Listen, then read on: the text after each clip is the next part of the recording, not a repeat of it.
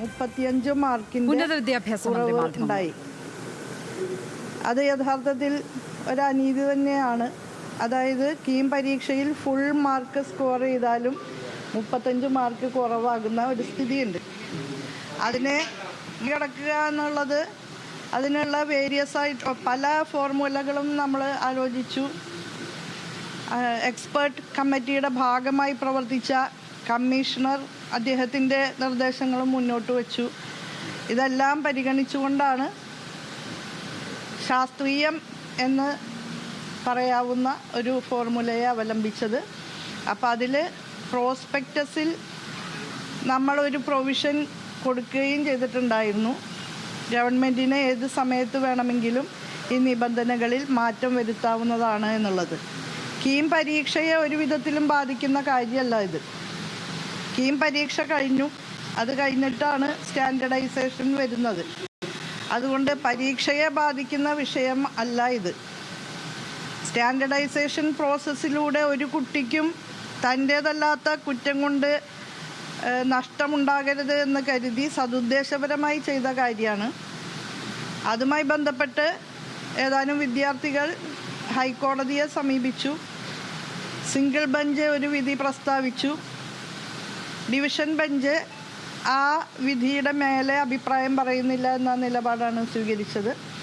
അപ്പോൾ അതിനെ തുടർന്ന് പിന്നെ സമയം വൈകിക്കാതെ നിലവിലുള്ള, അതായത് 2011 മുതൽ ഫോളോ ചെയ്യുന്ന ആ സ്റ്റാൻഡർഡൈസേഷൻ പ്രോസസ്സ് സ്വീകരിച്ചുകൊണ്ട് എത്രയും പെട്ടെന്ന് ലിസ്റ്റ് പുറത്തുവിടുകയാണ് ഉണ്ടായത്.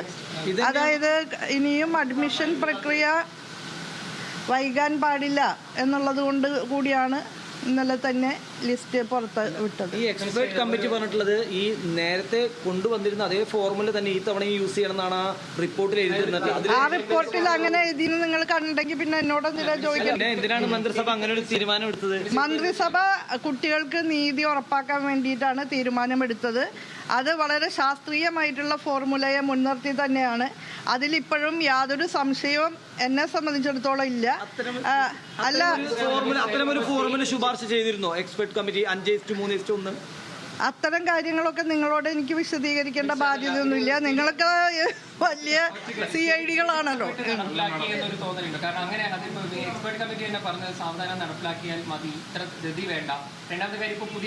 എക്സ്പെർട്ട് കമ്മിറ്റിക്ക് ധൃതി വേണോ എന്നുള്ളതല്ല.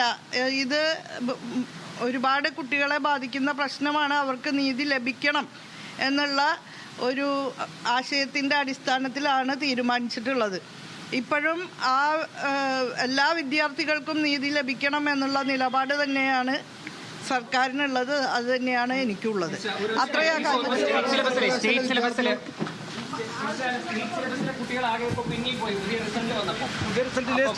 അല്ല, അത് ഞാൻ പറഞ്ഞേക്കാം.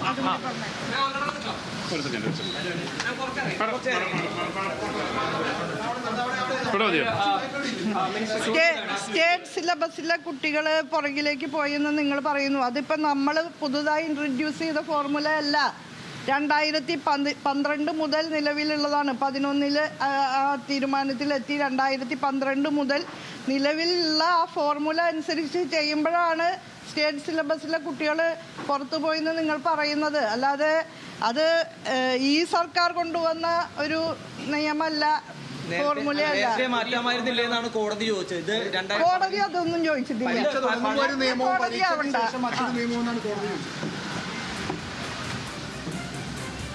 ചോദ്യങ്ങൾ പ്രകോപിപ്പിക്കുന്നുണ്ട്.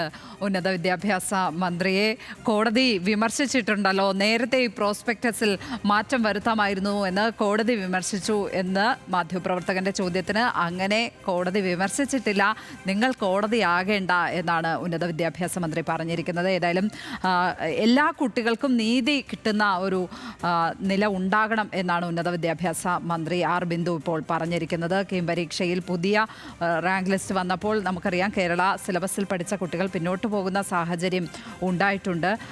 മന്ത്രി തന്നെ പറയുന്നതനുസരിച്ച് കീം പരീക്ഷയിൽ മുഴുവൻ മാർക്കും സ്കോർ ചെയ്താൽ പോലും 35 മാർക്ക് ഇവർക്ക് കുറയുന്ന ഒരു സാഹചര്യം ഉണ്ടാകും എന്നുള്ളതാണ് പറഞ്ഞിരിക്കുന്നത്. ഏതായാലും എല്ലാവർക്കും നീതി കിട്ടണം എന്ന ഉദ്ദേശത്തോടെ ഒരു ഏകീകരണ ഫോർമുല കൊണ്ടുവന്നു. പക്ഷേ അത് വൈകിപ്പോയി, പ്രോസ്പെക്ടസിൽ ആ മാറ്റം വരുത്തിയില്ല എന്നുള്ളതാണ് സർക്കാർ നേരിടുന്ന വിമർശനം. അതാണ് കോടതി ഇടപെട്ടതും പുതിയ റാങ്ക് ലിസ്റ്റ് പ്രസിദ്ധീകരിക്കേണ്ട സാഹചര്യം വന്നതും. സഹിൻ ആന്റണി ചേരുന്നു വിവരങ്ങളുമായി. സഹിൻ, മാധ്യമങ്ങളുടെ പല ചോദ്യങ്ങളോടും ഉന്നത വിദ്യാഭ്യാസ മന്ത്രി പ്രകോപിതയാകുന്നുണ്ടായിരുന്നു. എന്തൊക്കെയാണ് അവർ ഈ പുതിയ കീം റാങ്ക് ലിസ്റ്റുമായി ബന്ധപ്പെട്ട് പങ്കുവയ്ക്കുന്ന കാര്യങ്ങൾ? ഇനിയൊരു നിയമ പോരാട്ടത്തിലേക്ക് ഇല്ല എന്ന കാര്യം ഉറപ്പ് തന്നെയല്ലേ സർക്കാർ ഈ വർഷം ഏതായാലും?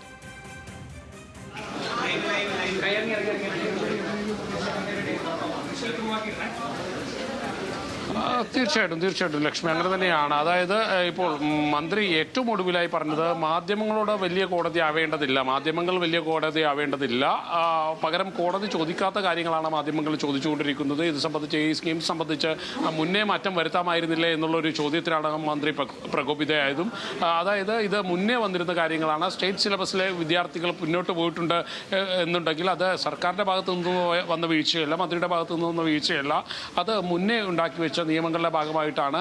ആ നിയമങ്ങൾ മുന്നേ മാറ്റിക്കൂടായിരുന്നു എന്നുള്ളൊരു ചോദ്യത്തിനാണ് ഈ മന്ത്രി പ്രത്യേകിച്ചും പ്രകോപിതയായി മാറിയത്. മന്ത്രി പറയുന്നത് നിങ്ങൾ വലിയ മാധ്യമങ്ങളാകേണ്ടതില്ല, അത് ചോദിക്കാനും പറയാനുമെല്ലാം മറ്റ് കോടതി സംവിധാനങ്ങളെല്ലാം ഉണ്ട് എന്നുള്ള രീതിയിലായിരുന്നു മന്ത്രിയുടെ സംസാരം. നേരത്തെ ലക്ഷ്മി സൂചിപ്പിച്ചതുപോലെ തന്നെ വലിയ രീതിയിൽ പ്രകോപിതയായിക്കൊണ്ട് തന്നെയായിരുന്നു മന്ത്രി സംസാരിച്ചിരുന്നതും. ആദ്യഘട്ടത്തിൽ തന്നെ മന്ത്രി ഇത് സംബന്ധിച്ചുള്ള വിശദീകരണം നൽകിയിരുന്നു. അതായത് കൃത്യമായ ഇടപെടലുകൾ സർക്കാരിൻ്റെ ഭാഗത്തു നിന്നും ഉണ്ടായിട്ടുണ്ട്. സ്റ്റേറ്റ് സിലബസിലെ വിദ്യാർത്ഥികൾ പിന്നോട്ട് പോയിട്ടുണ്ടെങ്കിൽ അത് ഈ സർക്കാർ വരുത്തിവെച്ച വിനയല്ല എന്നുള്ള രീതിയിലാണ് മന്ത്രി പ്രതികരിച്ചുകൊണ്ടിരിക്കുന്നത്. ലക്ഷ്മി.